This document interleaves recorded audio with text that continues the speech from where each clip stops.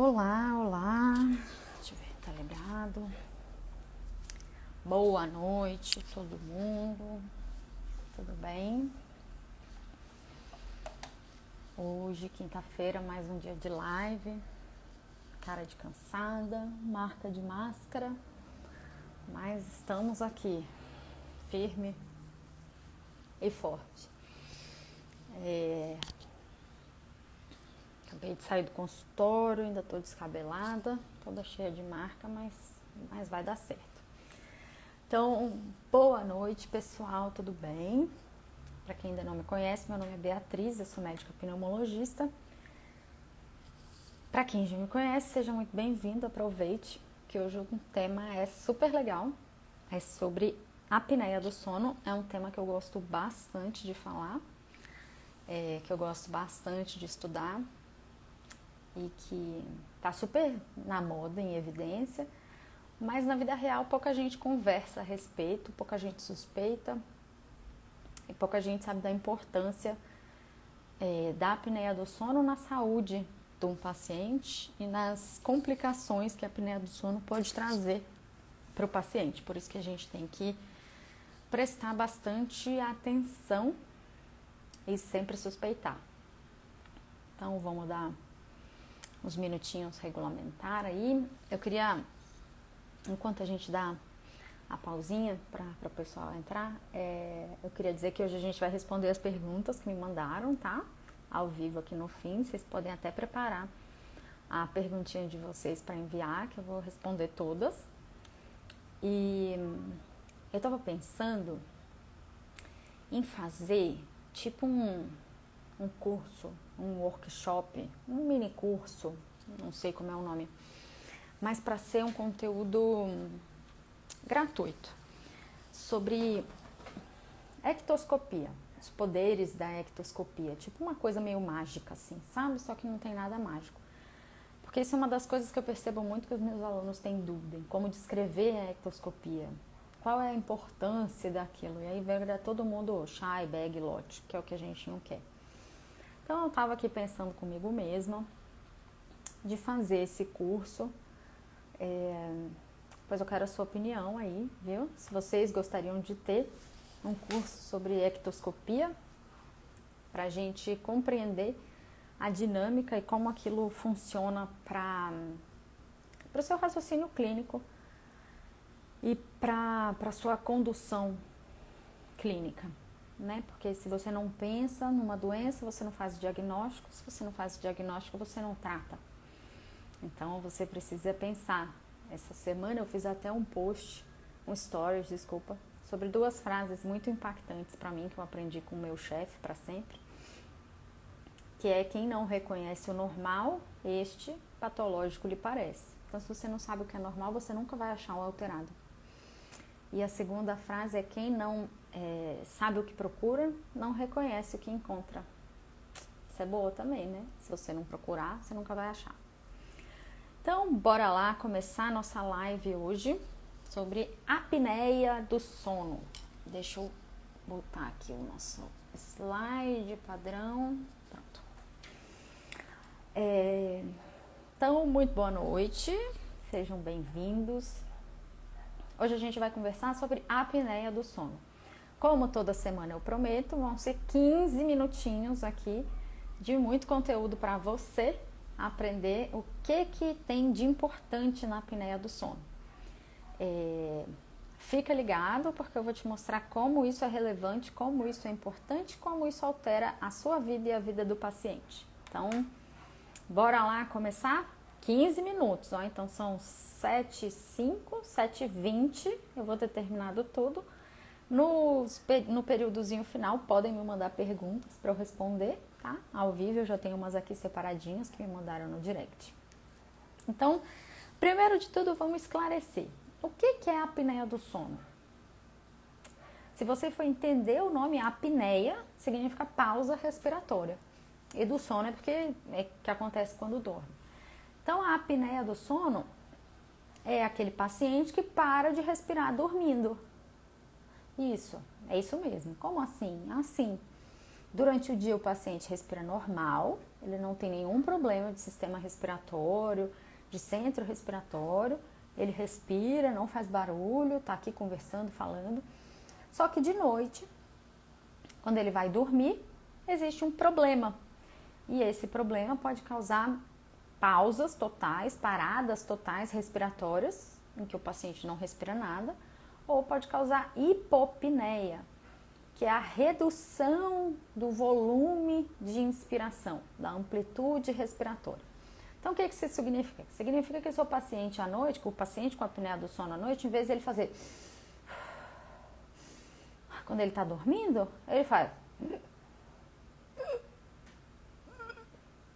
Aí depois, daqui a pouco, ele faz um barulho e faz... E acorda assustado. Não é isso? Várias vezes durante a noite ele vai fazendo essas pausas respiratórias ou diminui o fluxo respiratório e aí depois acorda como se fosse um fusca pegando no tranco, né, dando aquela explosão. E por que isso acontece? A maioria das vezes isso acontece por questões obstrutivas aqui, por uma alteração anatômica. Então o paciente quando deita para dormir ele relaxa a musculatura e aí acaba caindo a língua lá por detrás da garganta. E aí ela fecha o buraco por onde passa o ar. E aí o paciente começa a ter que fazer esforço para respirar. Então ele começa a roncar. Aí ele começa a fazer... Então a respiração ruidosa, o ronco, ele é um sinal de alerta de que o paciente está tendo que fazer esforço na respiração. E, obviamente, chega uma hora que o corpo não faz aquele esforço, quer relaxar, e aí o paciente fica com aquela respiração inefetiva de... Aí depois pega no tranco. Então, isso é a apneia. E daí? Qual é o problema? É só o ronco? Dorme sozinho? Não. O problema é que você precisa respirar para o oxigênio entrar. Por isso que você respira durante o dia. Então, se à noite você faz uma pausa respiratória, se você para de respirar quando você está dormindo, o ar não entra. Consequentemente, o oxigênio não entra. Se o oxigênio não entra, começa a cair o oxigênio no sangue.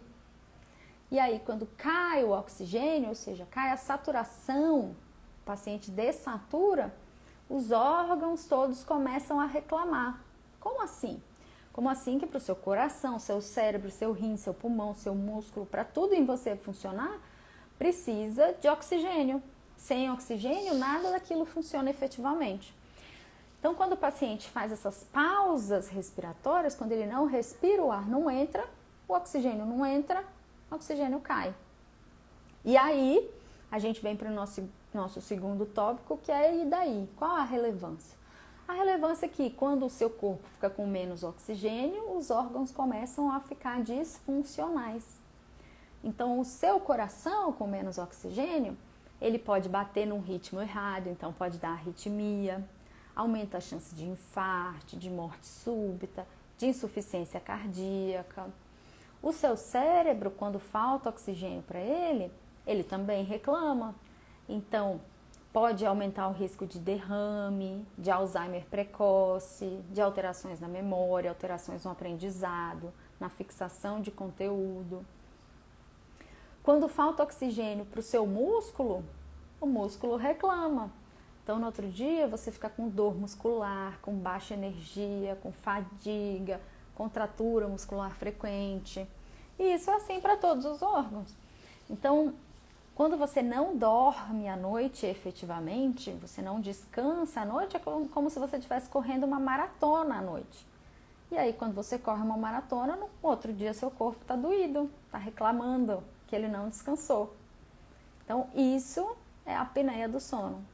E isso é importante por causa de todas as outras doenças associadas e descompensações que a apneia do sono pode dar.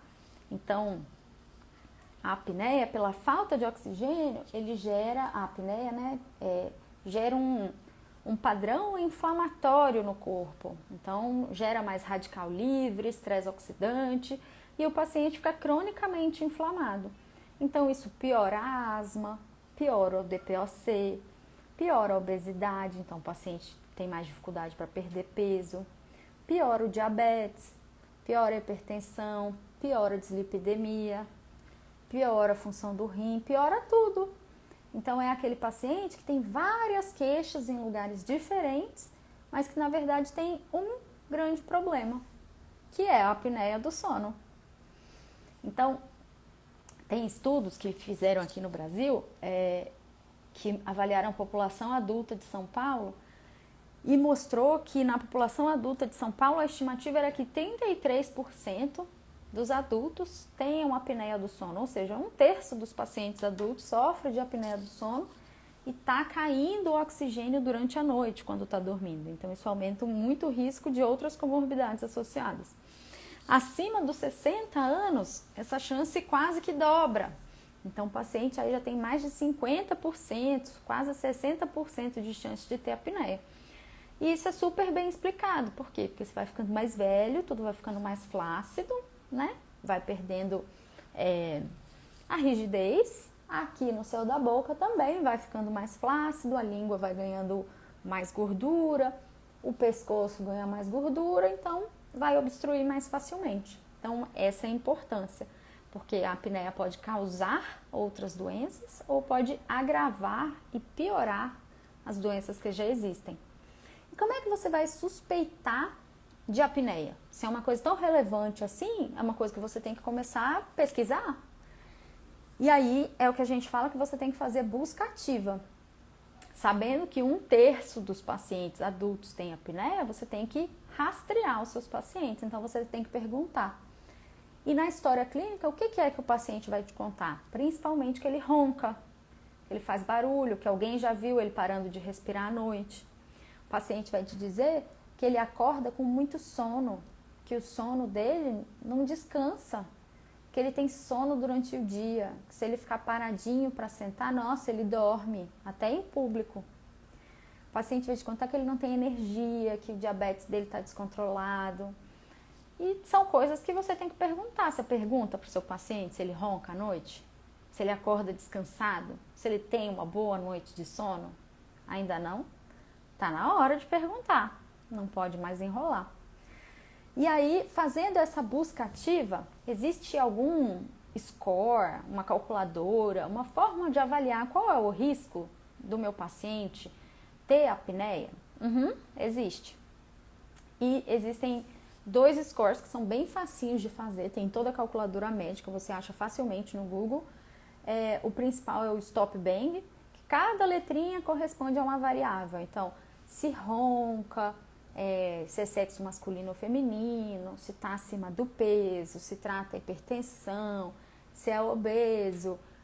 Então, você vai marcando sim, aí a calculadora mesmo te dá a resposta de alto risco para apneia, baixo risco para apneia, tá? Então, os principais fatores que contam são sexo, idade, peso, né, o IMC, se ronca, se tem hipertensão, circunferência cervical, porque se você for mais gordinho aqui no pescoço, obviamente isso vai obstruir a passagem de ar.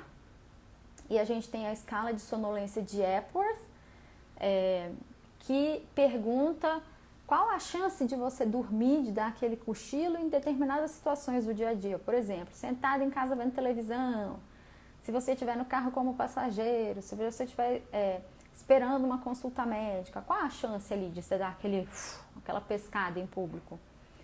Então são scores bem fáceis, bem rápidos, são umas 5, 6 perguntinhas só, em que se o paciente apresentar, você faz tipo uma triagem, né?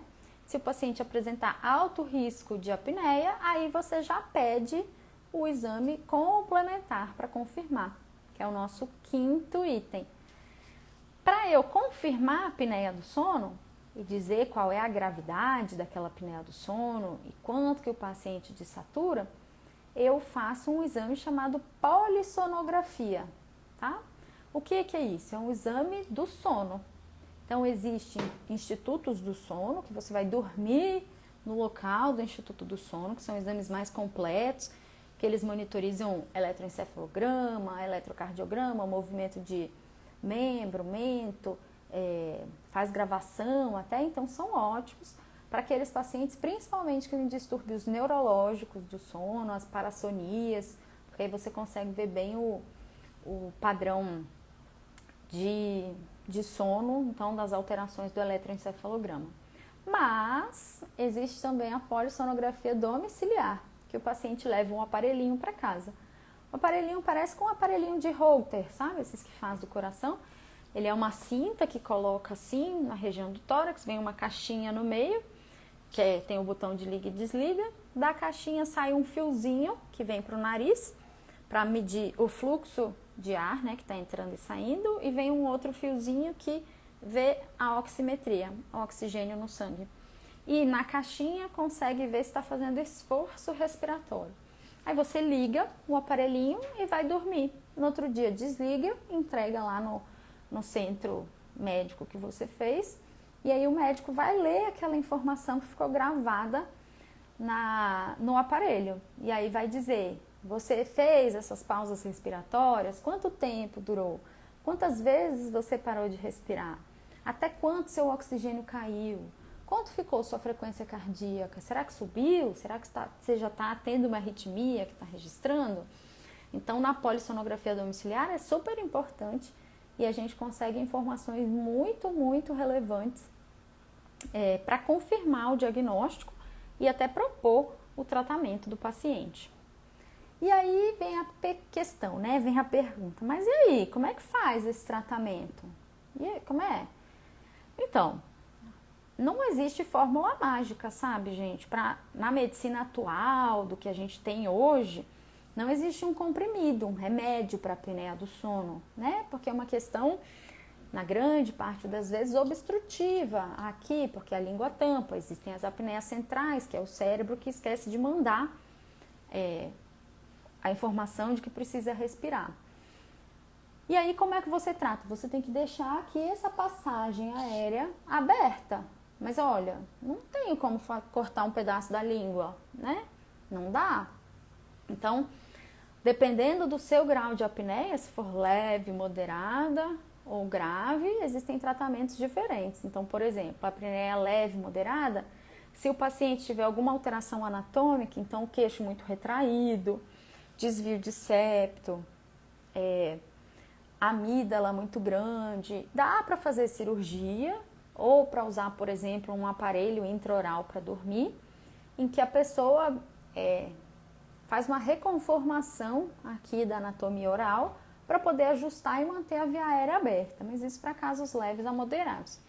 Para casos graves, ou seja, quando o paciente já para de respirar mais de 30 vezes em uma hora, ou seja, uma vez a cada 2 minutos, aí precisa mesmo usar o CPAP, que é um aparelhinho desse tamanho assim, tem uns até que são do tamanho da palma da mão, que vai com a máscara, pode ser máscara nasal ou oronasal, vai para casa, liga, e aquilo fica soprando um arzinho que vai reposicionar a língua para frente e deixar aberta aqui a via aérea para o ar entrar a noite inteira. Dessa forma não vai ter nada obstruindo, o ar vai entrar e o oxigênio também. Mas eu vou precisar usar isso para sempre?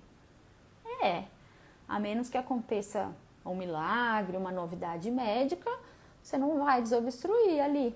Então, se você tem apneia grave, você tem sim que usar o CPAP para sempre, com a medicina que a gente conhece hoje.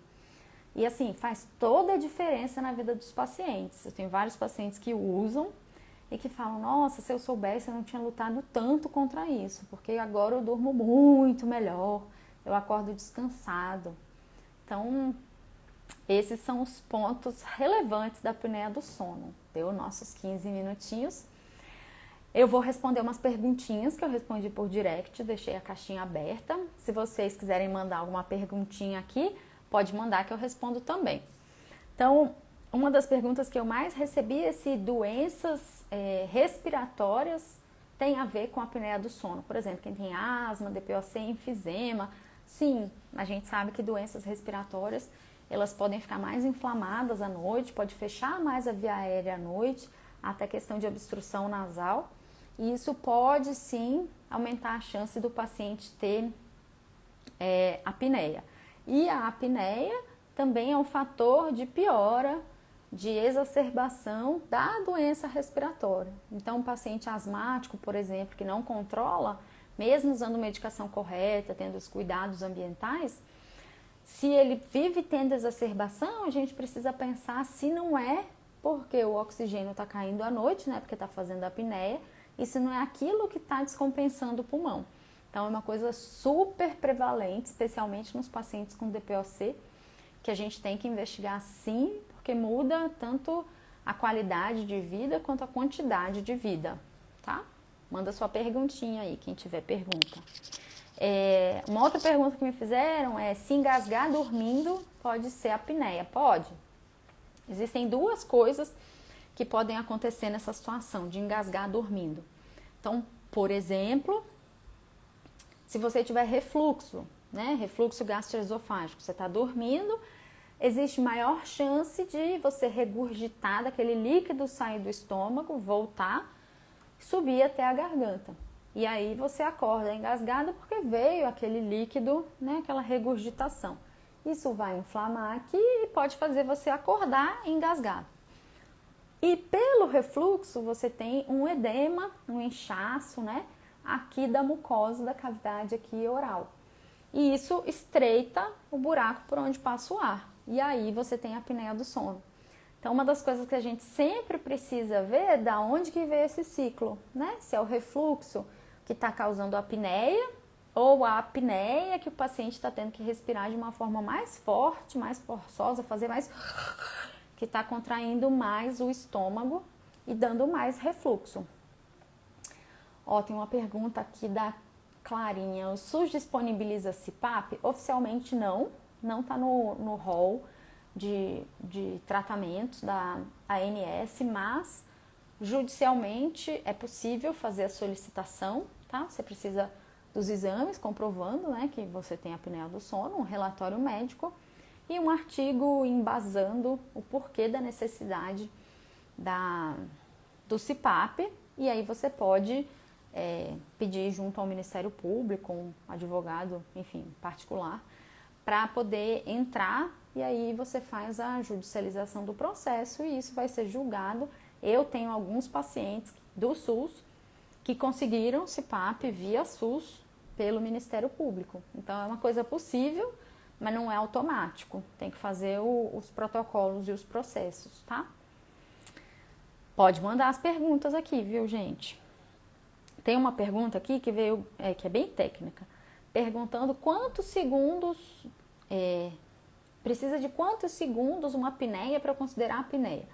Então, precisa de pelo menos 10 segundos, ok? Então, não adianta você só fazer, não, 1 segundo sem respirar não é apneia. Às vezes você está virando de lado, você está congestionado.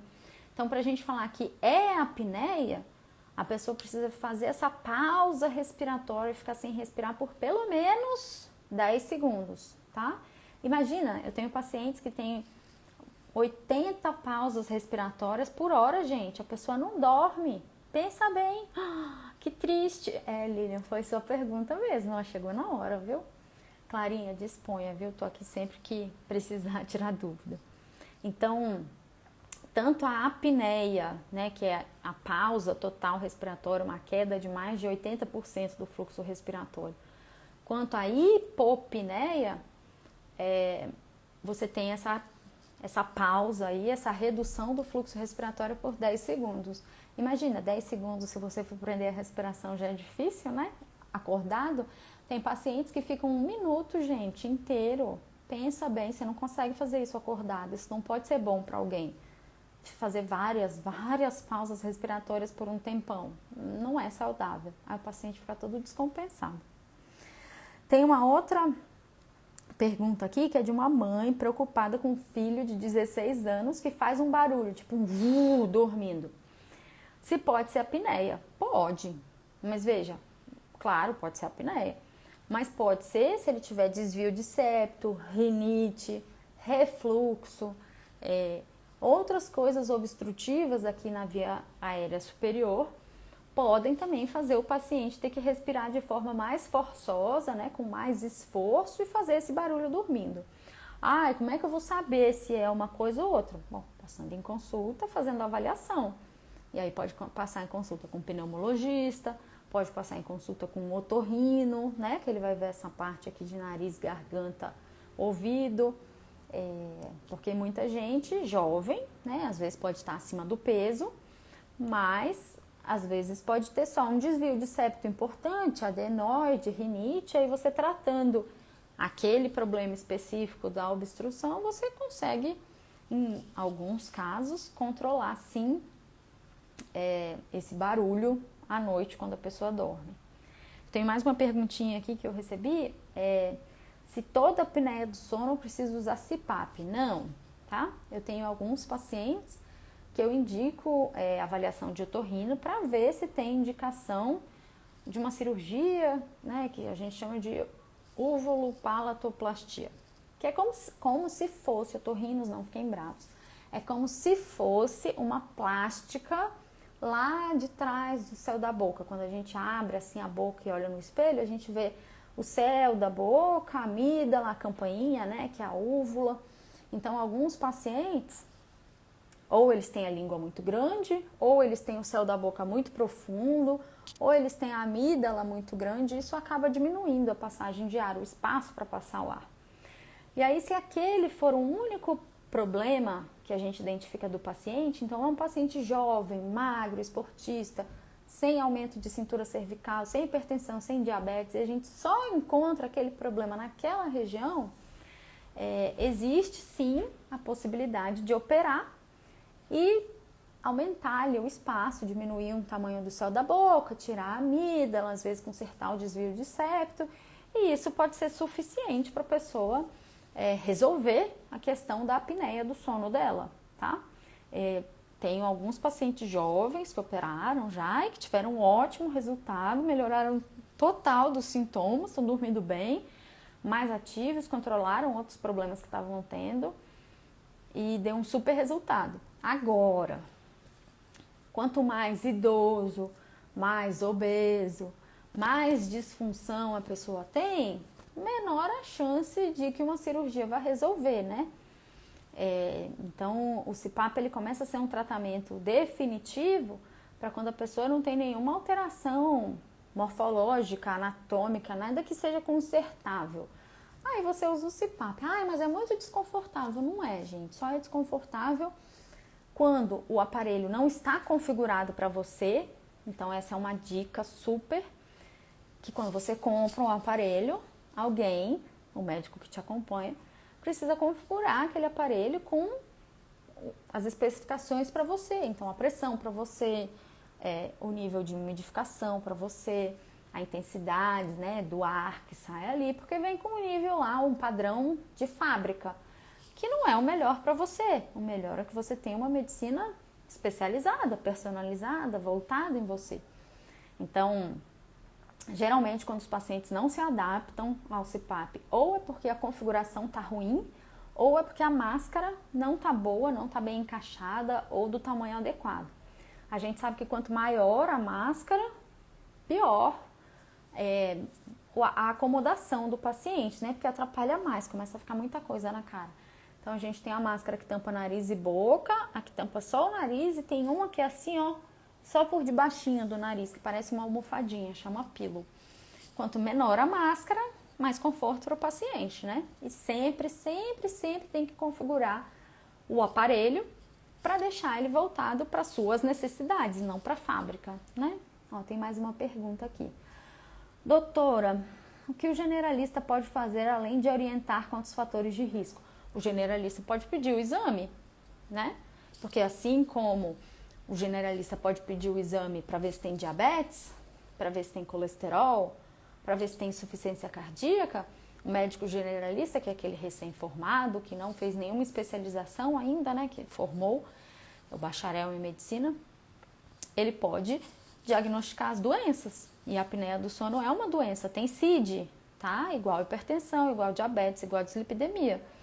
Então, além de orientar os fatores de risco, o médico pode e deve investigar a apneia do sono. Da mesma forma que mede a pressão, que se o paciente é obeso, você vai orientar a dieta, a redução de peso, você também vai pedir o exame de glicemia. Na apneia do sono, quando você faz as estratificações do risco, você também tem que pedir o exame para confirmar ou não aquele diagnóstico. Porque não é só uma questão de ronco, sabe? De, não me atrapalha nada, eu durmo super bem, é só a pessoa que dorme comigo que se incomoda. Não, gente, é uma questão muito séria, porque, nossa, não vai te matar a curto prazo ali, a menos que você tenha uma morte súbita, que aumenta muito. Mas aí a apneia é uma doença que vai te dar problemas a longo prazo, porque você vai ter apneia para sempre, né? Então, a sua diabetes vai ficar pior, seu peso vai ficar pior, você tem mais chance de ter problema oftalmológico, tipo glaucoma, catarata, você vai ter uma performance esportiva pior, você vai ter menos energia, pode dar problema de tireoide, pode dar problemas psiquiátricos e psicológicos. Então, não é inócuo, sabe? Roncar é sempre um sinal de alerta máximo que deve ser investigado. Ok? Então, nada de comprar um CPAP aí aleatório pela internet, botar para usar sem nem saber se precisa e sem nem ter a configuração específica para você. O CPAP é um computador e, assim como o computador, você pode regular ele para as melhores especificidades para você. E como é que você vai saber isso? Procurando um especialista, né? Quem são os médicos especialistas que atuam no sono?